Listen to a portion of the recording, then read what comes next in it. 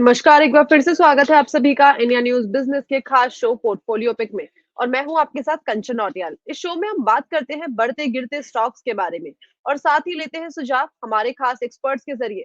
तो चलिए सीधा जुड़ते हैं आज के खास मेहमान रजत खंडेलवाल जी के साथ और जानने की कोशिश करते हैं कि आज वो आपके पोर्टफोलियो के लिए कौन सा स्टॉक लेके आए हैं। नमस्कार सर, स्वागत है आपका शो में। मैम नमस्कार और सभी दर्शकों को भी नमस्कार and thank you for having me here. जी सर, आज कौन सा स्टॉक लेके आए हैं व्यूअर्स के पोर्टफोलियो के लिए जो आने वाले टाइम पे उन्हें अच्छा खासा मुनाफा दे सकता है। देखिए, मेरा पास्ट ट्रैक रिकॉर्ड हमेशा से ऐसा रहा है कि यूजुअली मेरे स्टॉक्स न्यूज़ के पहले आते हैं और फिर आपको अच्छे से खरीदने का टाइम देते हैं और उसके बाद वो चलना चालू करते हैं जब उनमें न्यूज़ ब्रेकआउट आता है, टेक्निकल ब्रेकआउट आता है। But this time the situation is quite reverse और मैं इसको अपनी ही गलती मानता हूँ। बट एनी हाउ, अभी इस न्यूज़ के बाद भी इस पर्टिकुलर स्टॉक में बहुत ज़्यादा स्टीम है and that was the reason कि बहुत ऑड कंडीशन में होते हुए भी मैं आपको रिक्वेस्ट किया इस पोर्टफोलियो पिक के लिए और आज हम ये शूट कर रहे हैं। तो देखिए, इसका नाम है Dixon technologies limited.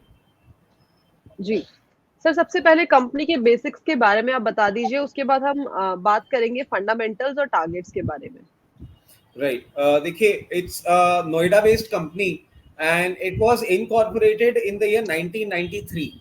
Now, while I was researching about this company, I came to know about a very inspiring fact about this company, that in the year 1993, the founder himself had borrowed only rupees 20 lakhs from his father to manufacture TV sets. और कोई भी उस time duration के अगर मेरे viewer होंगे तो उन्होंने जरूर सुना होगा इस पर्टिकुलर ब्रांड के नाम का टीवी भी आता था, डिक्सन करके टीवी भी आता था। And the entire story started off in the year 1993 with a seed funding by the father of the founder of the company of rupees 20 lakh. चलिए, ये तो एक हो गया फैक्ट जो कि मुझे अच्छा लगा बताने के लिए, इसलिए मैं शेयर कर रहा हूँ। अब अपन कंपनी की थोड़ी वर्किंग के बारे में बात कर लेते हैं। It's a leading electronic manufacturing service provider, EMS. It is into high quality, cost effective solutions for consumer electronics, home appliances for domestic and international market. अब ये तो हो गया थोड़ा सा इसका फॉर्मली बताने का तरीका। अब मैं आपको थोड़ा इजी तरीके से समझा देता हूँ एग्जैक्टली ये क्या करती है। देखिए, ये CTV बनाती है, LCD बनाती है कंपनी, वॉशिंग मशीन बनाती है, DVD, juicer, mixer, grinder, set top box और LED लाइटिंग सॉल्यूशंस भी प्रोवाइड करती है for companies like LG, Philips. ये लैपटॉप्स बनाते हैं for Acer and right now there in talks with Reliance Retail for the Jio book. They make TV for Samsung, Tizen and Xiaomi. They make phones for Motorola, Nokia and Xiaomi. ये हो गया इसका पूरा का पूरा प्रोडक्ट पोर्टफोलियो की ये क्या करती है। अब आज इसको यहाँ पे लाने का सबसे बड़ा कारण क्या है? आपने लास्ट थर्सडे देखा होगा कि गवर्नमेंट ने अब लैपटॉप्स, पर्सनल पीसीज जो होते हैं और टैबलेट्स पे इंपोर्ट बैन लगा दिया है, which will come in effect from 1st of November 2023. Now, why this particular news is so important for this company?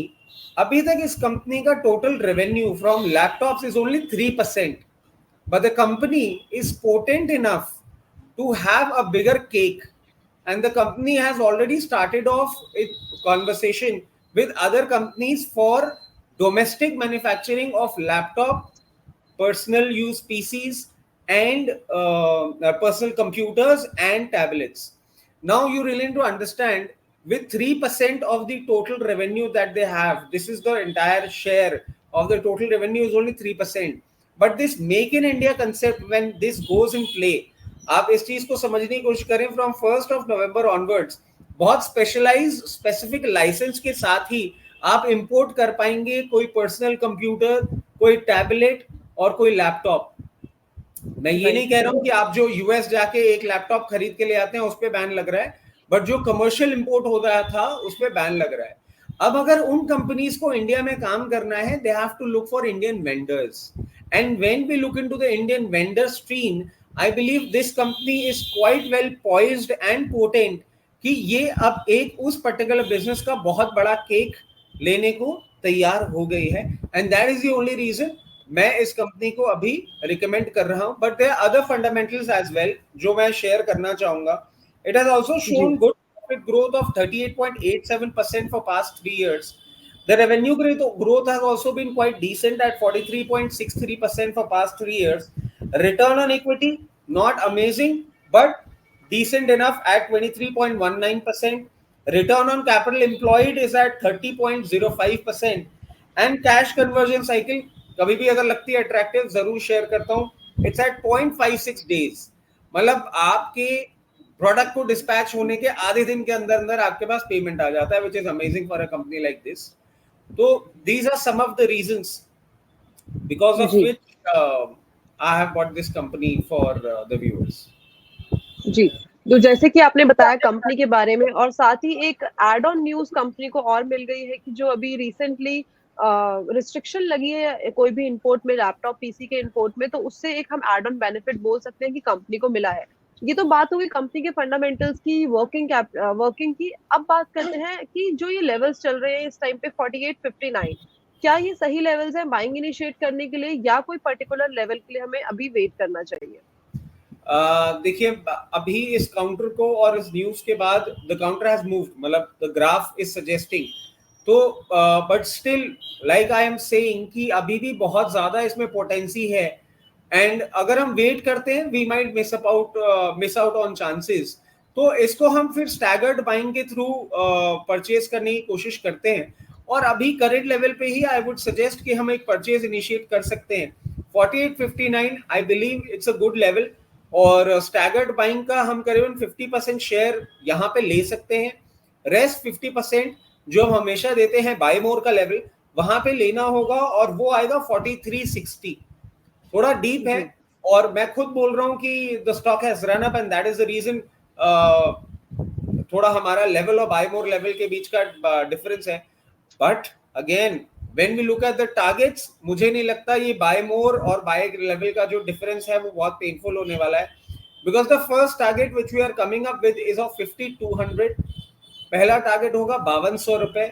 Second target would be 5760, 5760 रुपए. And the third target would be 6280, 6280 रुपए. And one thing more I would like to add, that the third target is not the final target.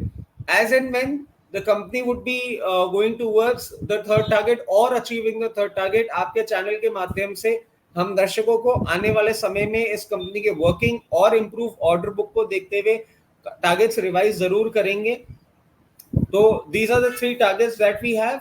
And because the ban is about to come start from 1st of November, तो मैं समझता हूं अगर आप इसको 2 से 3 quarter के लिए होल्ड करते हैं तो ये हमारे तीनों टारगेट बहुत कंफर्टेबली अचीव करने की पोजीशन में रहेगी. जी, तो जो आपने टारगेट्स बताए हैं वो काफ़ी ज़्यादा अट्रैक्टिव है कि 6200 तक के हमें टारगेट्स देखने को मिल सकते हैं नेक्स्ट 2 टू 3 क्वार्टर्स में, लेकिन वो भी फाइनल टारगेट्स नहीं है, उसके आगे भी हम आपको अपडेट करते रहेंगे सर, हमें अपडेट करते रहेंगे, तो आप पोर्टफोलियो पिक देखते रहिएगा। इसके अलावा कोई और ऐड ऑन इन्फॉर्मेशन या कोई डिस्क्लोजर आपको देना हो? बिल्कुल. देखिए in my account, in my immediate family account and in my client account we have position of Dixon Technologies. Also investment in equity markets are subject to market risk. Please consult your financial advisor before making any investments in any of the scripts that we suggest over here.